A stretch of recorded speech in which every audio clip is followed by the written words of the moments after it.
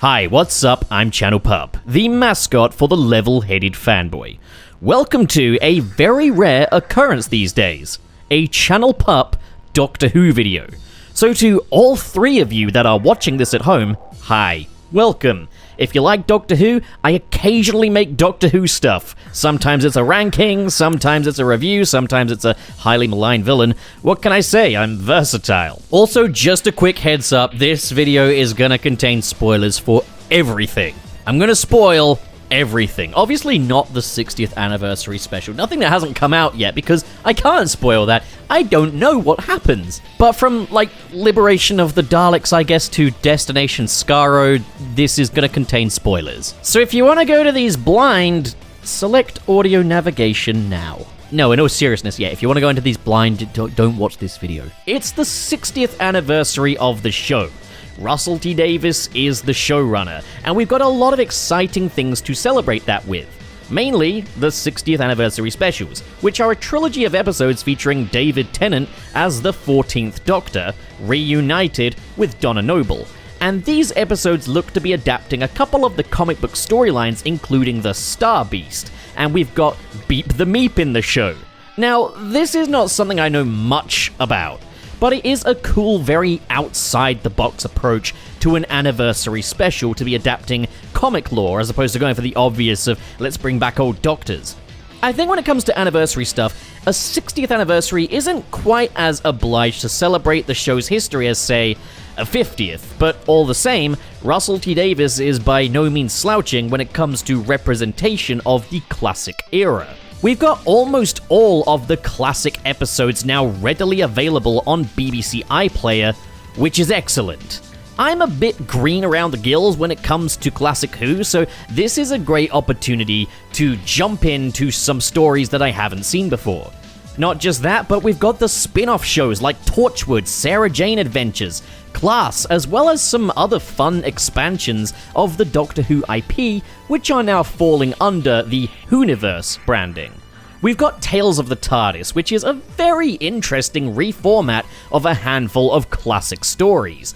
These being some of the defining stories of the classic run, but these are told through the framing device of these being the TARDIS's memories, and within that it manifests a big jumble of the different console rooms from throughout the show's history, as well as characters from the show's history, which relate to these stories in some form. We're seeing characters we haven't seen in decades being reunited with nothing better to do than get reacquainted and take a trip down memory lane. Even as somebody who hasn't necessarily seen these stories or isn't intimately familiar with certain characters, there's a sense of warmth and reunion here.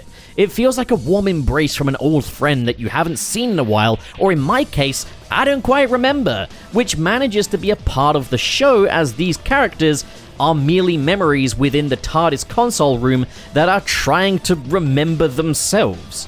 So you get some newly filmed sections with the returning actors that are treated with such love and sincerity, and that segues into the story as they recount the events.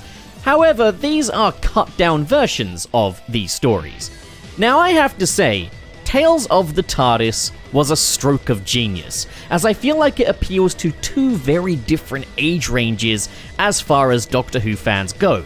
On one hand, if you're a fan of the classic series and you love these characters, you're getting to see them again. It's a reunion, and as I said, these characters don't just feel like special friends, they feel like your special friends, whether you remember them or not. But at the same time, it's also a very approachable way of watching these classic stories.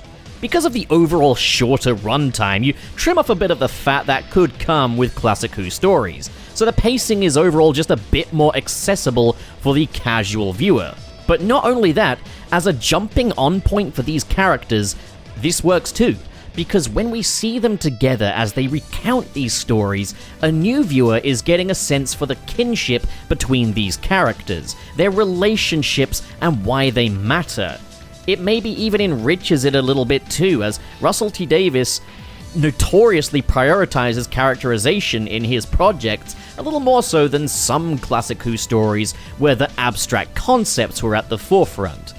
If you're not familiar with these characters, you are immediately caught up on why these events matter to them and why they matter to each other. I think this was not only a really tasteful way of celebrating the legacy of classic Doctor Who, but it was just an excellent project overall for longtime fans and newcomers alike.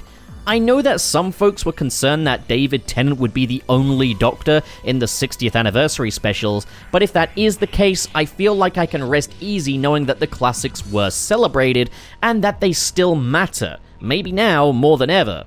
We're also getting a cut-down remastered colorization of the Daleks, which reimagines the Daleks' iconic first appearance in a suitably space-agey way. The props in the show were colored specifically to show up a certain way when filmed in black and white, so this new colorization isn't necessarily accurate to the original props and sets. However, in that regard, it's more meaningful as a reimagining of the story. It's got its own atmosphere. And there's definitely parts of the Daleks that could be cut down, particularly the stuff where the Thals are trying to get into the city, which is like watching paint dry. With all that being said, there are some decisions with our new Whoniverse that I'm not so keen on. The era of the fan-dubbed New Who is over. 2005 to 2022, it's done, with the show starting at Season 1 all over again for Ncuti Gatwa's run. So now we've got 3 different versions of Doctor Who under the Whoniverse banner. We've got Doctor Who 1963 to 1996, Doctor Who 2005 to 2002, and then Doctor Who for 2023 onwards. Now this does strike me as a little pretentious, I'm sorry, but it does. I get that an era changeover is generally treated as a jumping on point for new viewers, but Stephen Moffat's first season wasn't considered season 1, and neither was Chris Chibnall's. I could understand it a little more with Russell T Davies' first season because it was a drastically different beast to the classic series, which, okay, I guess I can't rule out that Ncuti Gatwa's first season might not be a massive departure from modern Doctor Who as we know it, but a key difference here is, aside from the TV movie, Doctor Who had been off the air for decades, so starting things up at season 1 made sense. This was a huge generational shift. Not to mention, this new 2023 onward slot is gonna begin with the 60th anniversary specials. Ah yes, season 1 season in and we're already on the 60th anniversary. Not to mention, the entire marketing of this 60th anniversary is hinging on being a sequel to the 4th season of New Who.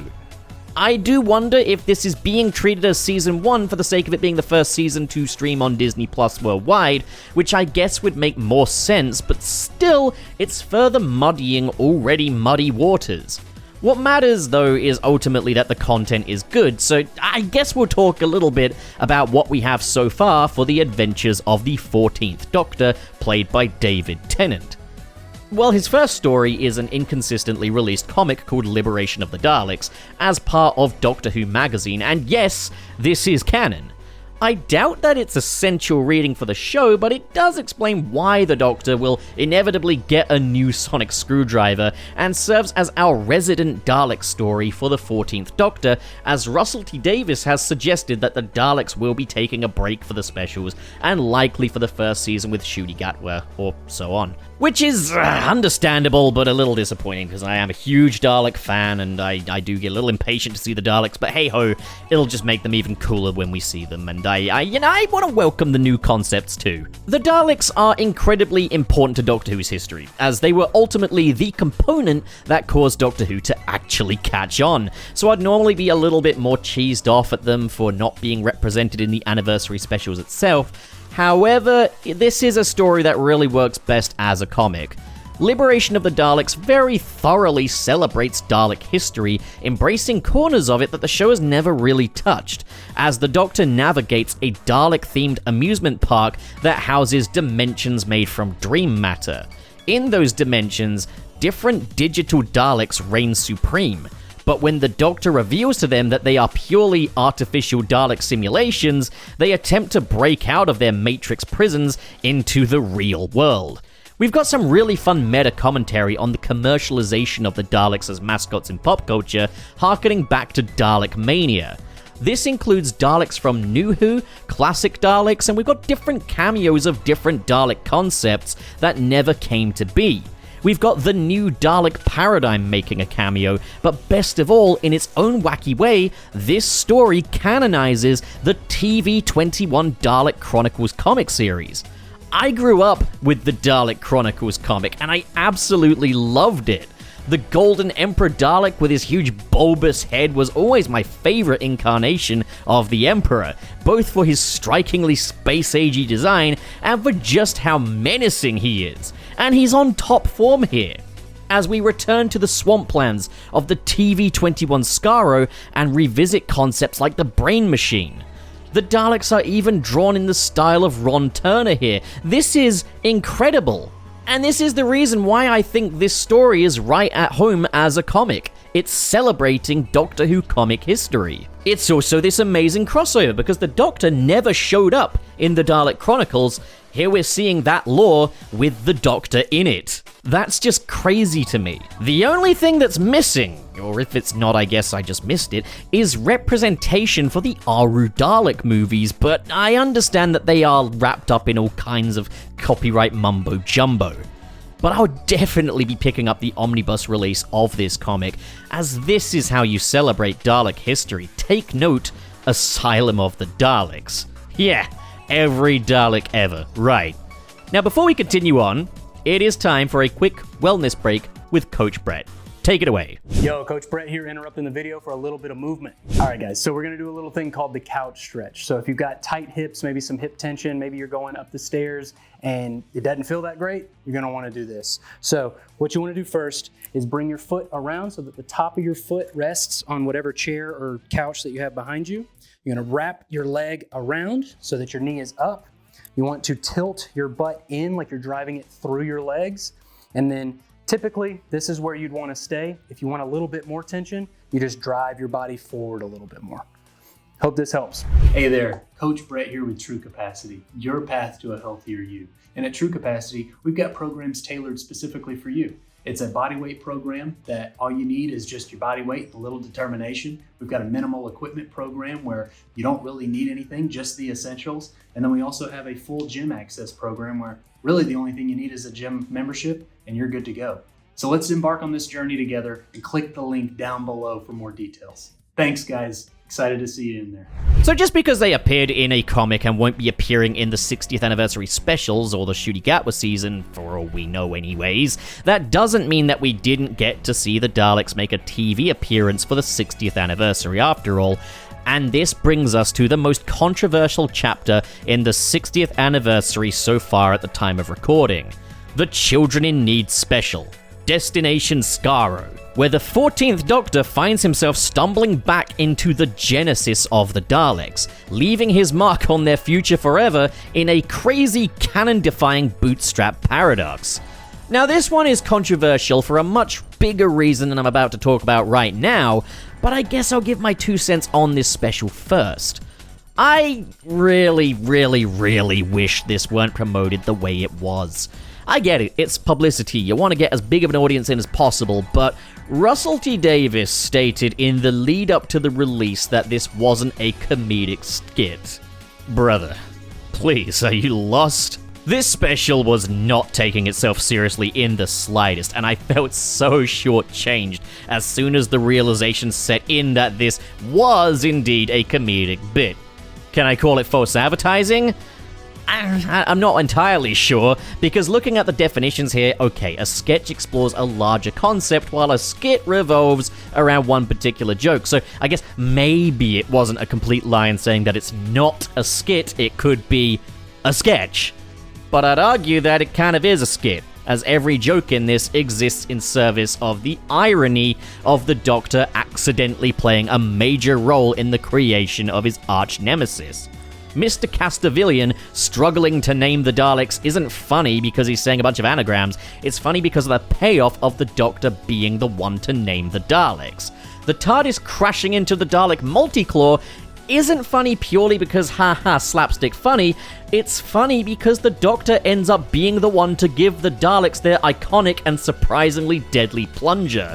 But I guess you could make a case for it being a skit sketch or look, either way, they knew what they were doing here, setting us up for something a bit more substantial, marketing it like it was gonna be this serious thing, only for it to be a comedic bit. You can split hairs all you want, this was misleading. And I really, really wish I wasn't misled, because on my first viewing, I was not a happy chappy.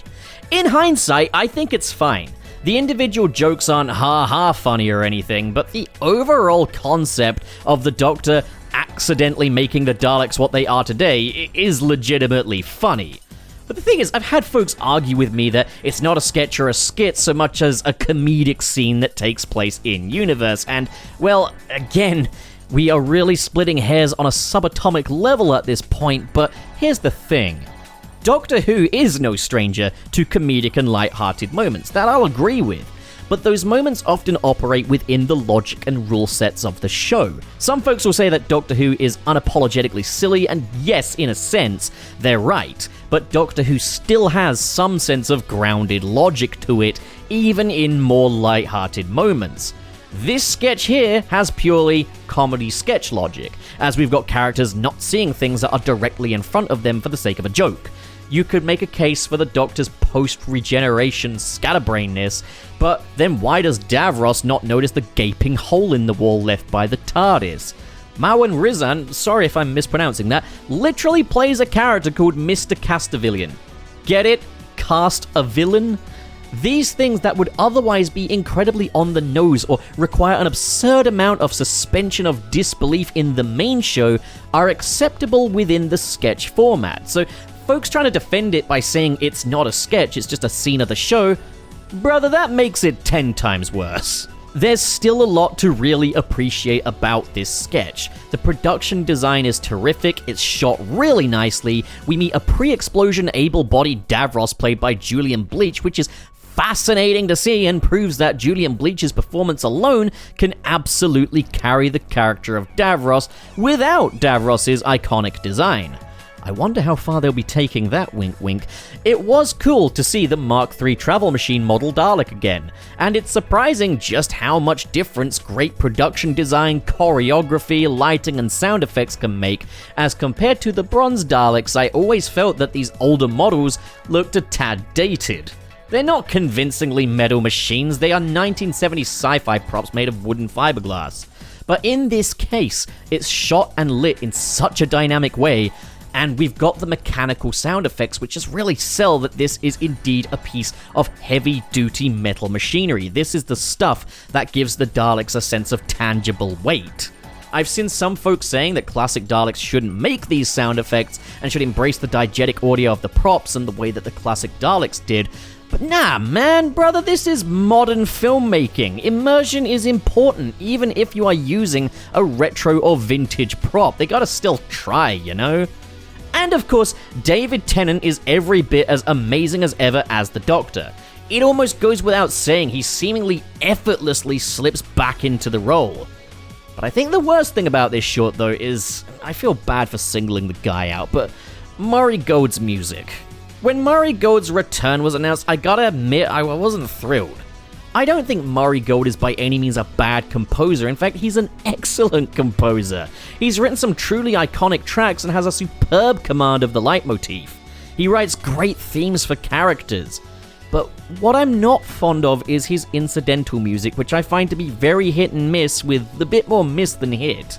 For one, it can be overly present. Rather than complementing the mood of a scene, Murray Gold's incidental music has a tendency to assert rather than accentuate, with big bombastic orchestras playing over intimate quiet moments telling you how to feel. But not only that, I feel like Murray Gold doesn't really characterize incidental music very well.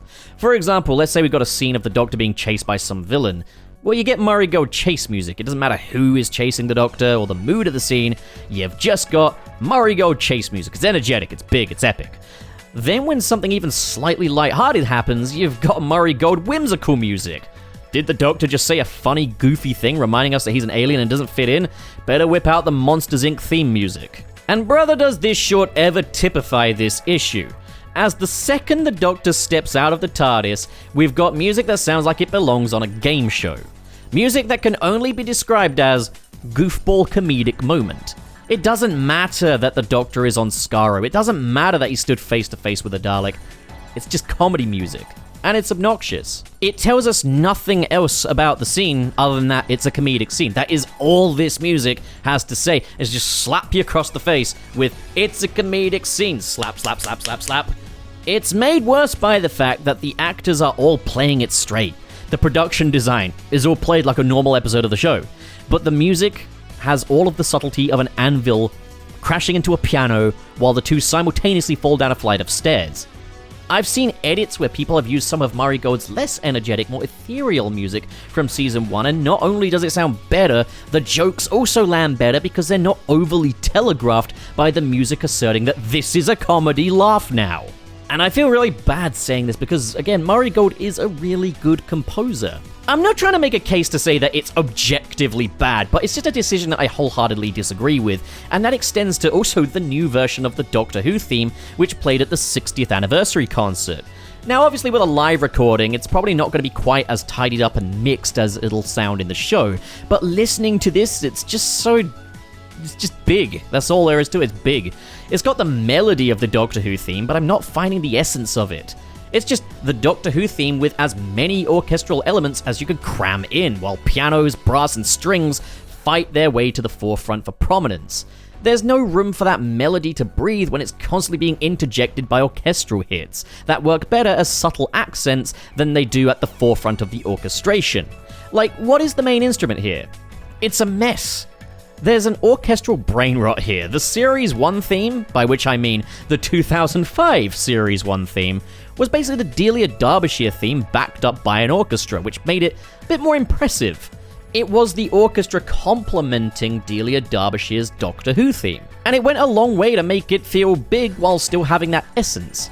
Then with the Series 4 theme, the orchestra made its way to the forefront and we lost some of that ethereal spookiness that the Doctor Who theme is known for, but still, fair enough, the show was kind of going in more of an epic direction anyway. But then we go to this new theme, which is absolutely smothered by the orchestral elements, that the entire essence of the Doctor Who theme is just completely lost on it. Maybe the final mix in the show will be better, but for now, it's disappointing in my opinion. I think the problem here is that I don't love all of Murray Gold's work on Doctor Who. I preferred Sagan Akinola's more subtle soundscapes for the most part that characterized different characters and scenarios with more varied arrangements. I feel like when it comes to themes, Murray Gold is the man. When it comes to arrangement and incidental music, Sagan Akinola is also the man. Seriously, Sagan Akinola is so underappreciated. Yeah, I didn't care much for the Chibnall era either, but Sagan Akinola's music was no sneeze. Listen to the Cybermen theme. It's fantastic. The thing is, I'm effectively complaining that Murray Gold is still Murray Gold. Again, I'm not trying to make any objective case against Murray Gold, nor am I trying to say he's by any means a bad composer, because he just isn't. And no, I'm by no means musically inclined. I personally just wish we could get something a bit more subtle.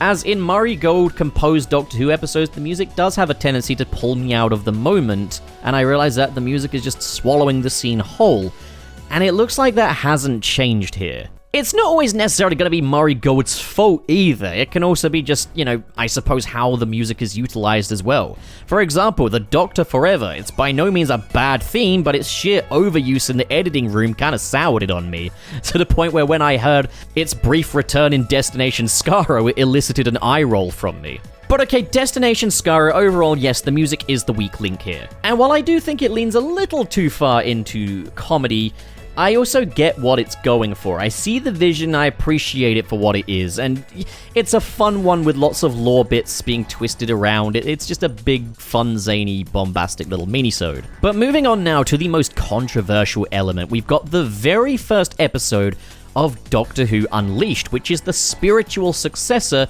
to Doctor Who Confidential. Really looking forward to Doctor Who Colors and Doctor Who Generations. So, this first episode revolves around Destination Skaro, and it's great to see this behind-the-scenes extravaganza make a comeback to inspire new audiences with the insight of how this show is made. I don't doubt that Doctor Who Confidential will have single-handedly brought about a new generation of filmmakers. But one episode into Doctor Who Unleashed, and we've got quite a major bombshell. Russell T. Davies has made it abundantly clear that Destination Skaro's able-bodied Davros was not just a one-time thing, and that in subsequent appearances they'll be ditching his ghoulish disfigurements and travel machine, which was an immediately recognizable and iconic design. The reason being that throughout history there's been the trope of the invalid villain, the embittered evil character confined to a chair, and this was largely down to how the diseased, the disfigured, and the disabled were generally viewed way back when. You wanted a creepy, disgusting monster villain? You'd make them disfigured or disabled. And Davros is just one of many, many, many remnants of that overall worldview. In fact, if you want to see just how prominent the evil cripple trope is, I suggest checking out the sources in the TV tropes page. They are surprisingly abundant, and I'm going to put a link to that in the description below. This is not to say that Terry Nation necessarily held that view when creating Davros, however these things can form in some very subliminal ways. It's clear that this wasn't made to look pleasant, and making the dude disabled was just kind of the cherry on top. Now I do kind of have to affix that I myself have no kind of physical disability that I'm aware of. Okay, my body is a microwave oven and my joints are popcorn, but that's not a disability, that's a gimmick. The point I'm making is that I have a limited perspective when it comes to this matter. I can't speak for the perspective of a disabled person, nor can I speak for the perspective of Terry Nation either. But I will say this, I think as far as progressive changes in Doctor Who history go as of late, this one is arguably the biggest shade of grey of the bunch. Don't think a black actor should play the Doctor? Why are you so silly? Feel like redesigning Davros and equating his original design to a wheelchair user is a step too far? Okay, I can kinda get behind that. I'm probably gonna come off as the biggest fence-sitter in this one, and I do acknowledge that this comes from a place of privilege. I never at any point had any reason to feel uncomfortable with Davros as far as his appearance goes, so naturally, I never even considered that this was a conversation. When Russell T. Davies first spoke about it, my knee-jerk reaction was, this is surely just an overreaction. Who the hell ever complained about Davros? But there's a lot of schools of thought going on here. If nobody ever verbally complained about this, that, if anything, makes this the opposite of a reactionary decision. Russell states that Davros' portrayal was something that he and the production team had thought about extensively. Now, on one hand, you could argue that this is Russell T. Davies trying to think on the behalf of a demographic that he doesn't belong to, but he's also the showrunner of one of the biggest UK IPs. He'll no doubt be very informed when it comes to the subject of representation in the media, and likely by outsider perspectives. I don't doubt that Russell T. Davies likely will have spoken to some disabled people about this. The other thing, though, is when someone like Russell T. Davies makes a decision like this as a response to marginalized voices, people like me need to remember that marginalized voices are marginalized. A person like me is less likely to really hear that perspective because I haven't really had any cause to look into it. And the fact that my knee-jerk reaction was not to take this seriously is probably all the more reason as to why this was probably a good move. Now, from the small handful of disabled folks that I know who are into Doctor Who and I've spoken to about this, from what I see, the overall response is, again, shades of grey. The general consensus I got was that, yeah, nobody was asking for them to change Davros, but the change and what it signifies is an appreciated gesture. And of course, no small cross-section of wheelchair users can speak for every wheelchair user, and I certainly can't because I'm not one. I don't doubt that there are wheelchair users who loved Davros and his old design, and they're not pleased by the change. It's a change. It's a significant change to a character who has previously remained pretty homogeneous. It's going to be divisive, identity-related or not. It's going to be divisive among those who it is made to service. And I don't think a person is necessarily a jackass for being against this decision, but what I will say is a person that denies the perspective of an actual disabled person about it would indeed be a jackass. The kind of people that my good friend Tharies has been subjected to dealing with over on Twitter when he himself spoke out about how he really appreciates the change as a wheelchair user. For my own 2 cents, I I'm generally just playing this one by ear as to whether or not this is a good thing, but I'm actually pretty multi-layered when it comes to the character of Davros for someone who actually kind of doesn't really care. On one hand, he's a great character with an incredibly distinctive design. On the other, his entire character served to address a non-existent issue, which was that the Daleks couldn't monologue. Daleks don't need to monologue, they don't need a mouthpiece for that. We've got plenty of those kinds of villains, and the Daleks just aren't that. There's also my personal opinion that the Daleks lost a lot of their mystique the second we saw what the Khalids actually looked like, and that they were so reminiscent of us humans. I know it makes them a threat that feels closer to home, but to me, it just makes the universe feel a lot smaller and makes the Daleks a lot less interesting than if their original appearance were left up to the imagination. So yes, while Genesis of the Daleks is a spectacular story, it actually took the Daleks as a concept in a direction that I personally feel did them a disservice, and it only got diluted further in the time between Genesis of the Daleks and 2005's Dalek. Davros is a byproduct of the Genesis of the Daleks storyline. He's tied to their origins, but then he kept returning story after story purely as another moustache-twirling Hitler pastiche, while the Daleks were relegated to just grunts. Davros made the Daleks worse outside of Genesis of the Daleks. My opinion is that Davros should have been a one-time character used strictly in Genesis of the Daleks. His very character is tied to their inception, and his death by his own creation was excellent. Making the Daleks rely on and even worship him after that was just a disservice to both the concept of Davros and the Daleks. So truth be told, I could really care less what they do with him now. He should have stayed dead in the first place as far as I'm concerned, so maybe it's a better call to just retire him entirely. But then, okay, if he's coming back further down the line, what now?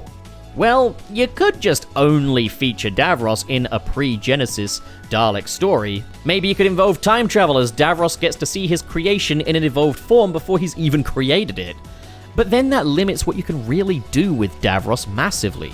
You could have a story where he creates a new body for himself, or maybe even tie it into the end of The Witch's Familiar where the Doctor unwillingly infused him and the Daleks with regeneration energy. Maybe his body regenerated over time because of that.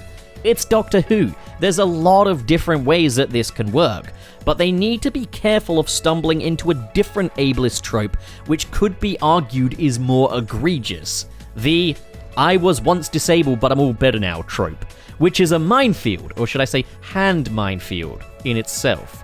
But alright, as for redesigning Davros, I think that's another matter that needs to be thought about carefully.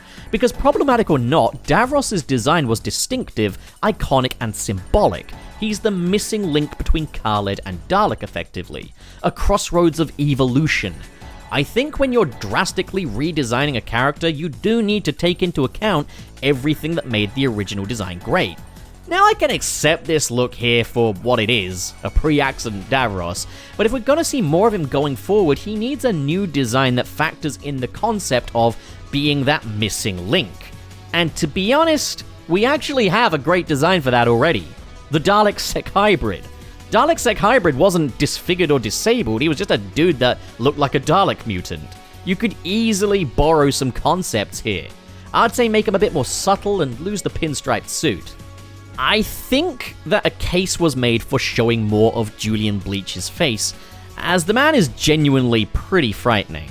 But imagine if you could see the beginnings of Dalek tendrils growing out of his face, wiggling around under his skin, a third blue eye in his forehead.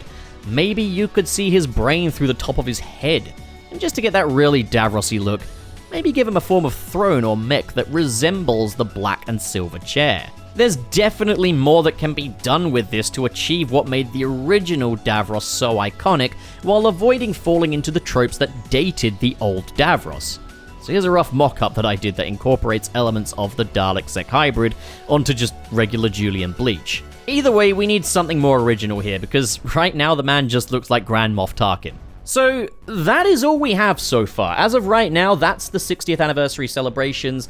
Obviously, we've got the specials coming up, and we've also got the Christmas special, which will debut Ncuti Gatwa and Millie Gibson as the Doctor and Ruby Sunday, respectively. And I'm really looking forward to all of it, especially seeing Ncuti Gatwa step into the role of the 15th Doctor. There's obviously going to be a part 2 to this video, which is going to fold in the rest of the 60th anniversary celebration, and then I'll probably do a review of The Church on Ruby Road, which is the Christmas special later down the line. As it stands right now, though, Doctor Who fans are eating. We're getting representation of all corners of Doctor Who, and so far, yeah, it is shaping up to be a very loving celebration of 60 years. And seeing Doctor Who being expanded into an extended universe, the Whoniverse, okay, like, yeah, we have seen, like, cinematic universes become just obnoxious, but, like, I think Doctor Who absolutely welcomes it. I'm excited to see this show getting the investment that it truly deserves under such great leadership as Russell T Davies. Even if I don't agree with his every decision, the man knows what he's doing.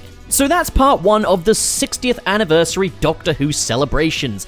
Old Doctors, new Davros. What do you guys think so far? Comment below, discuss, and as always, if you enjoyed this video and you want to support more like it, be sure to hit subscribe, hit the like button, and in the description below is the link to my Patreon page, where for as little as $1 or £1 a month, you can get access to the Pup Pictures production stuff. We've just had quite a major update on my Spider-Man fan film go up, so please do check that out if you're interested, but also you can get your name in the credits of every video, with a special shout out going to the patrons in the $10 tier, who are God Goku, Dear Denny, Tail Bennett, That Jordo, King... Excuse me, I got the hiccups now. King Key of Warheads, Super Hyper Mecha SP Mark II, Cyrus the Skeptic, Spider-Man 2 still a week away. Excuse me, I'm never updating my net. Oh wait, never mind. Oh boy, why do I do this? I give myself the hiccups every time. It's okay, it'll be okay. So in the $5 tier, we've got KLX, Richard Rogers, SSS06, Dazzle Fizzle, and Vera Wild. Got through that part without a hiccup. Oh god, I think I gave myself a nosebleed. Be right back. Thank you guys so much for your generosity, and to all of you at home, thank you so much for watching, and have a great day. The video is over, you may leave.